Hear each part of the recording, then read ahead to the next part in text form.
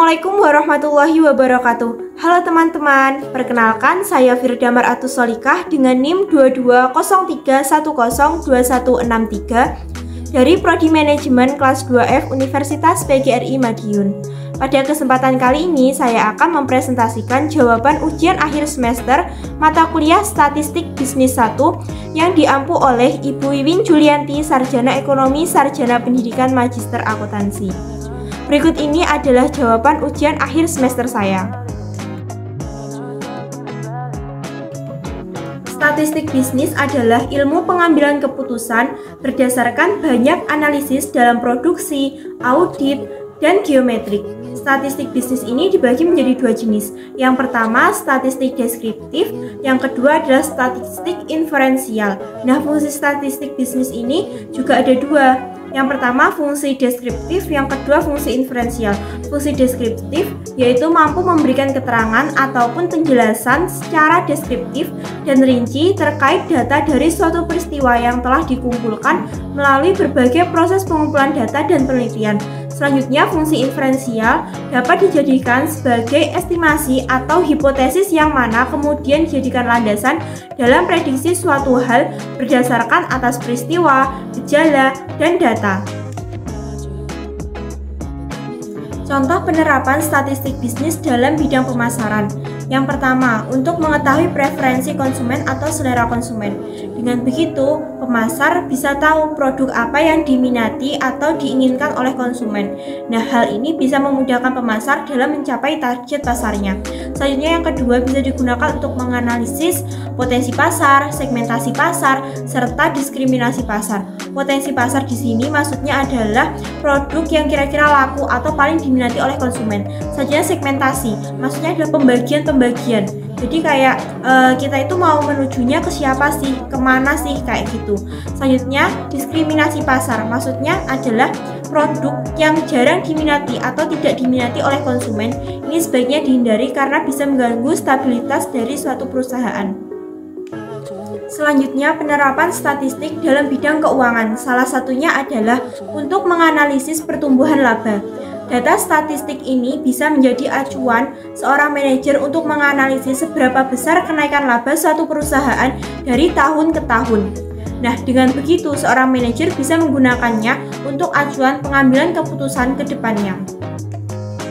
Selanjutnya adalah penerapan statistik dalam bidang produksi. Biasanya digunakan untuk mengetahui berapa banyak biaya yang dikeluarkan dan hasil produksi yang didapat. Biasanya dalam suatu proses produksi kan ada bahan bakunya. Nah, itu akan dicatat, lalu juga akan dikalkulasikan dengan berapa banyak hasil yang diperoleh. Nanti akan digunakan untuk menentukan harga penjualan dari suatu produk tersebut. Statistik deskriptif adalah metode dalam statistika untuk mengumpulkan, mengklasifikasikan, meringkas, menginterpretasikan, serta menyajikan data secara deskriptif atau eksplanasi. Nah, penyajian ini berfungsi untuk menggambarkan karakteristik suatu sampel data, namun tidak menarik kesimpulan atau probabilitas dari data tersebut. Nah, proses penggambaran atau penginterpretasian data dalam statistik deskriptif biasanya diuraikan dalam bentuk narasi, tabel distribusi, ataupun diagram. Berikut ini adalah contoh dari analisis statistik deskriptif. Berikut ini adalah contoh statistik deskriptif. Nah, di sini diketahui jumlah mahasiswa sebanyak 12.000 orang, yang terdiri dari 7.550 perempuan dan yang lainnya adalah laki-laki. Nah, data ini meninjau dari jenis pekerjaan orang tua mahasiswa, yang datanya disajikan dalam bentuk tabel. Nah, di tabel ini dijelaskan jenis pekerjaan orang tua mahasiswa itu ada apa saja. Ada guru dan dosen, pegawai, TNI, petani, pedagang, buruh, dan lain-lain. Lalu di sini juga dijelaskan dari mahasiswa wanita itu jumlahnya ada berapa, dari mahasiswa pria itu ada berapa.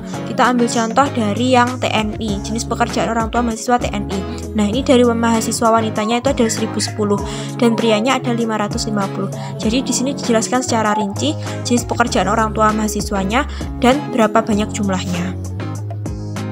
Nah, dari contoh tadi yang kita ketahui hanyalah penjelasan atau perincian dari data-datanya saja, namun tidak ditarik kesimpulan. Nah, itulah yang dinamakan dari statistik deskriptif. Selanjutnya adalah statistik inferensial. Statistik inferensial adalah metode yang digunakan untuk menganalisis data sampel untuk mendapatkan kesimpulan umum dari data induknya.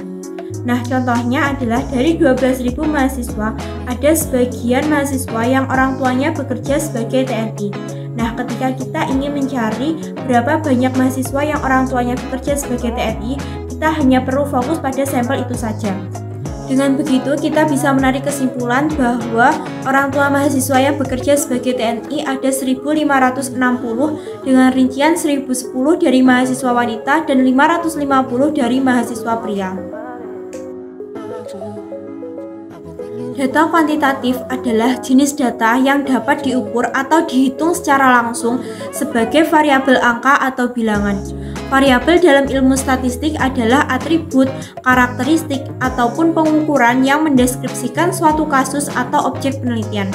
Nah, yang termasuk ke dalam data kuantitatif contohnya adalah data jumlah siswa tiap tahun suatu sekolah, data penjualan barang suatu toko tiap hari, ataupun data tinggi mahasiswa suatu kelas. Misalnya adalah data tinggi badan 5 mahasiswa manajemen, yaitu Gani, Retno, Sari, Tasya, dan Fajar adalah 163, 157, 155, 160, dan 170. Nah, yang 163, 157 itu adalah data kuantitatifnya dalam bentuk angka. Selanjutnya adalah data kualitatif. Data kualitatif adalah data dari penjelasan kata verbal, tidak dapat dianalisis dalam bentuk bilangan atau angka. Biasanya, data kualitatif berupa gambaran mengenai objek penelitian. Data kualitatif memberikan dan menunjukkan kualitas objek penelitian yang dilakukan. Nah, data kualitatif ini meliputi deskripsi suatu daerah yang diteliti, biografi narasumber yang dijadikan referensi penelitian, ataupun sejarah berdirinya suatu perusahaan yang diteliti. Misalnya, kita mengambil daerah atau tempat Universitas Udayana. Nah, ketika kita ingin meneliti Universitas Udayana, pasti kita akan mendeskripsikan bagaimana univ itu. Nah, deskripsi inilah yang dinamakan dengan data kualitatif. Data primer. Data primer adalah jenis data penelitian yang dikumpulkan untuk pertama kali melalui pengalaman atau bukti pribadi. Data primer kerap diandalkan dalam sebuah penelitian karena otentik dan objektif.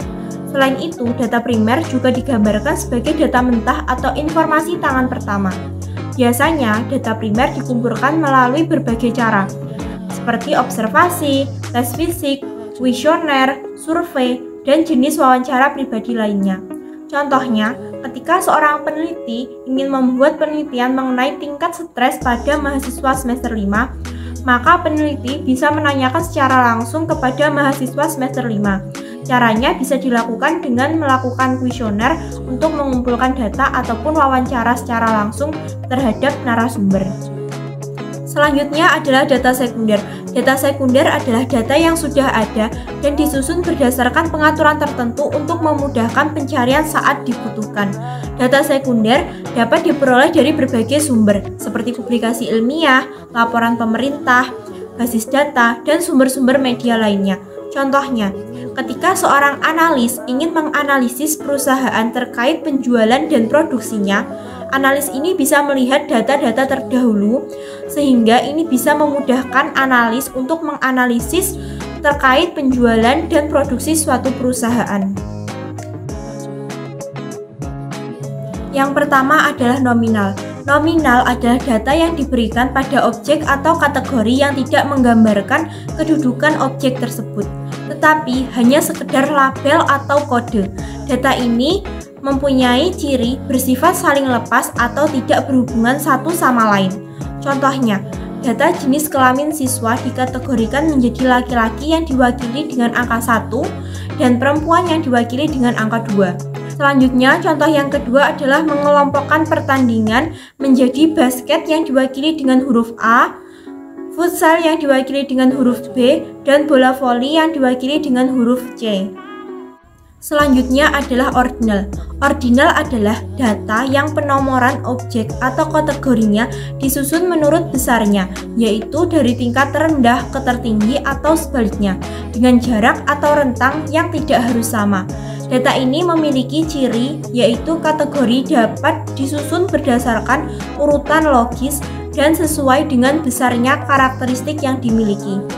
Contohnya mengenai tingkat pendidikan yang dikategorikan menjadi SD yang diwakili dengan angka 1, SMP yang diwakili dengan angka 2, SMA yang diwakili dengan angka 3, diploma yang diwakili dengan angka 4, dan sarjana yang diwakili dengan angka 5. Selanjutnya interval.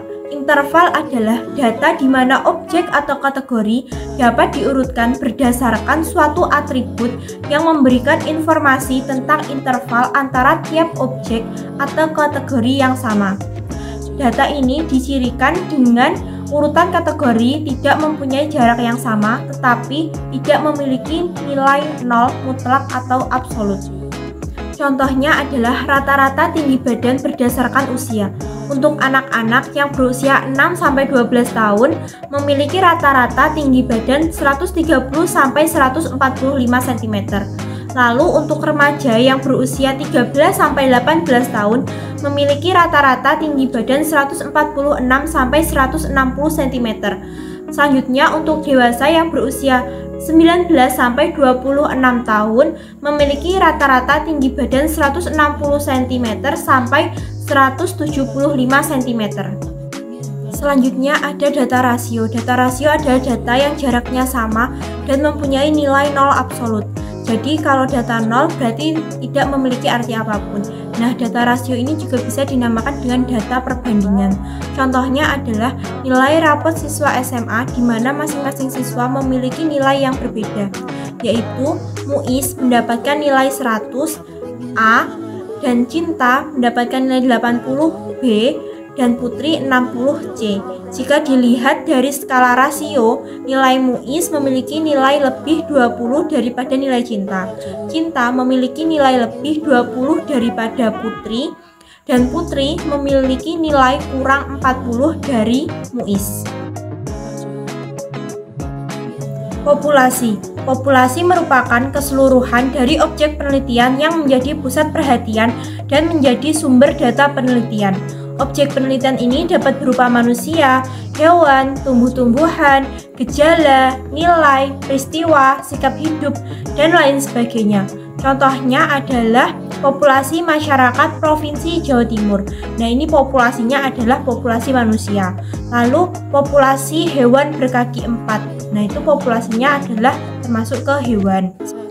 Selanjutnya adalah sampel. Sampel merupakan bagian dari populasi yang dipilih dengan menggunakan aturan-aturan tertentu yang digunakan untuk mengumpulkan informasi atau data yang menggambarkan sifat atau ciri yang dimiliki populasi.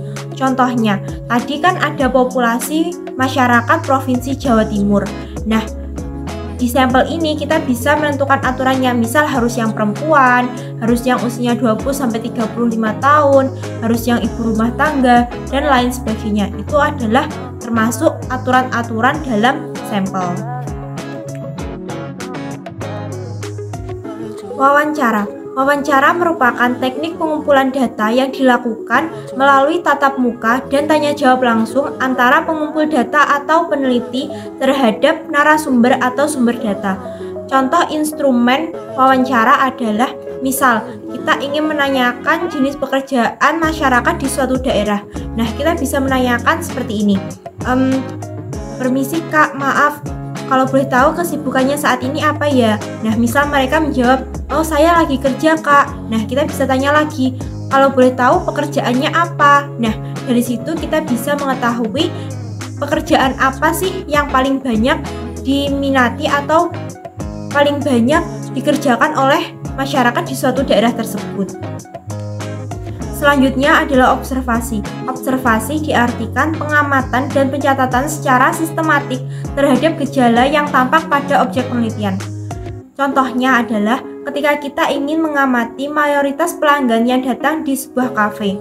Apakah banyak perempuan atau laki-lakinya yang datang? Nah, kita cukup mengamati saja. Misal kita harus datang ke suatu kafe tersebut. Lalu kita masuk ke kafe tersebut, kita amati lebih banyak laki-lakinya atau perempuannya. Nah, dari situ kita bisa menyimpulkan mayoritas pelanggan yang datang itu laki-laki atau perempuan. Selanjutnya adalah kuesioner. Kuesioner adalah teknik pengumpulan data yang dilakukan dengan cara memberikan seperangkat pertanyaan atau pernyataan kepada orang lain yang dijadikan responden untuk dijawabnya. Contohnya, ketika kita ingin mengetahui seberapa besar pengaruh media sosial bagi anak muda di era 5.0. Pertanyaannya bisa seperti ini. Pengaruh apa yang Anda rasakan ketika menggunakan media sosial di era 5.0? Jadi itu nanti bisa jawabannya berupa deskripsi atau perincian dari narasumber kita.